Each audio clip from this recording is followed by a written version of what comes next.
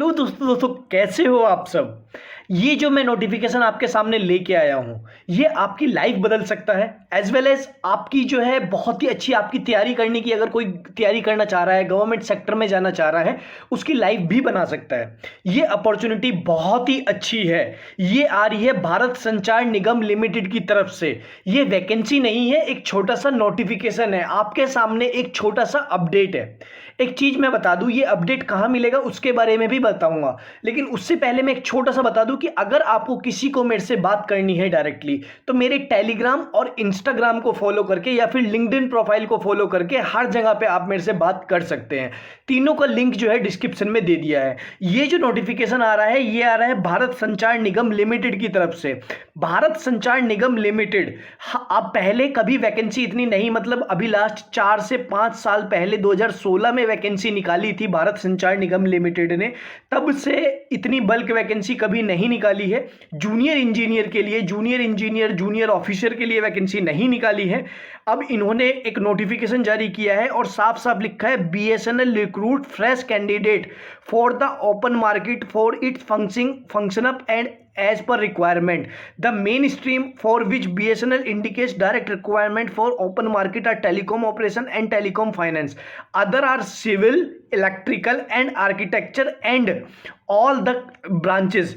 इन्होंने post of junior engineer, मतलब junior telecom engineer JTO, junior engineer JE, account officer JAO, इन सब के लिए वैकेंसी BSNL ला रहा है। छोटा सा नोटिफिकेशन है, बट अगर इसी नोटिफिकेशन को हम इक्विवेलेंट करके देखें लास्ट 2016 वाले नोटिफिकेशन से, मैंने अभी 2016 वाला जो रिक्रूटमेंट इन्होंने एडवर्टीजमेंट निकाला था उसी को आपके सामने एक बार रीड कर देता हूं। बट उससे पहले मैं एक चीज आपको डायरेक्टली बता दूं, वो 2016 का जो है वो नोटिफिकेशन नहीं है, वो खाली आपके सामने एक पैरेलली की वो ब्रांचेस एलिजिबल होंगी और क्या क्या वो स्ट्रीम रखते हैं और कितनी सैलरी देते हैं, वो 2016 का है।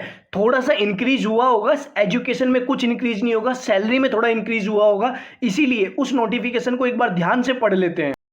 जैसे कि आपने देखा है कि वो जूनियर ऑफिसर के लिए थी, JO के लिए थी, ये जूनियर इंजीनियर के लिए है और JE के लिए है। इसमें स्टार्टिंग डेट जो इनके वाली अलग है, तो इसी के लमसम कोई डेट रहेगी। और ये कहाँ सबकी अलग अलग वैकेंसी निकल के आ रही थी। टोटल उस टाइम पे इन्होंने 2700 वैकेंसी निकाल ली थी।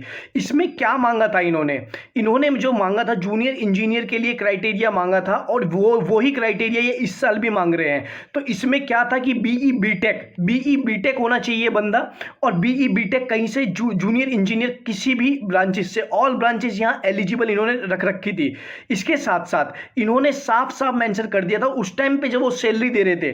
देखिए यहां जो इन्होंने बेसिक पे का 3% लग रखा है, बट अब जो है अब 7% है, और उस टाइम जो था 6th पे कमीशन था, अब 7th पे कमीशन है। तो मिनिमम पहले जो था 33,000 सैलरी मिल जाती थी, बट अभी जो है मिनिमम 47,000 सैलरी मिलती है BSNL में।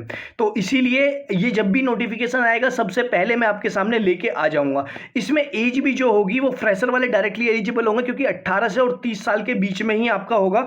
और इसमें कौन कौन एलिजिबल होंगे जी, इसमें BTech और डिप्लोमा दोनों ही एलिजिबल होंगे। BTech की कोई सी भी ब्रांचेस और डिप्लोमा की कोई सी भी ब्रांचेस। इसमें जो फीस लगने वाली है जी, इसमें फीस 1,000 रुपये के आसपास पहले भी इतनी थी और अभी भी इतनी ही, 1,000 से कम नहीं लेंगे, बस कुछ अमाउंट रिफंडेबल कर देंगे आपको, जिससे आपको बेनिफिट हो जाएगा।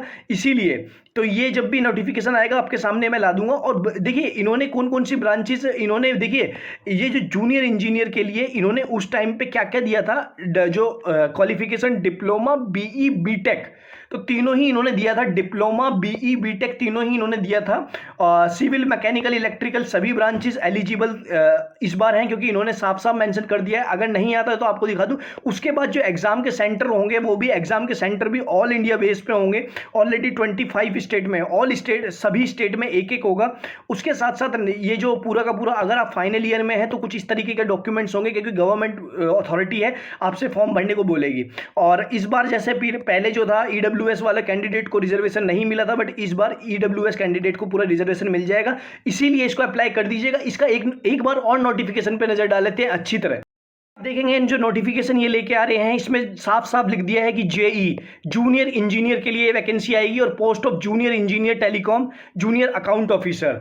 तो ये बीएसएनएल की वैकेंसी बहुत ही अच्छी आएगी आप सबके लिए, तो इसके लिए तैयार हो जाइए। अगर किसी को ऐसा रिक्वायरमेंट है कि अगर आप किसी को बुक सजेशन चाहिए या फिर कैसे तैयारी करें, क्या शेड्यूल बनाएं, अगर इस टाइप से एक वीडियो चाहिए आपको तो कमेंट सेक्शन में टाइप कीजिएगा, या फिर आप मेरे से पर्सनली भी बोल सकते हैं। मैं पर्टिकुलर एक वीडियो बना दूंगा, क्योंकि मैंने अपने एक्सपीरियंस पे जो मैंने 2017-18 में जॉब ली है वो भी इसी तरीके से तैयारी करके ही ली थी।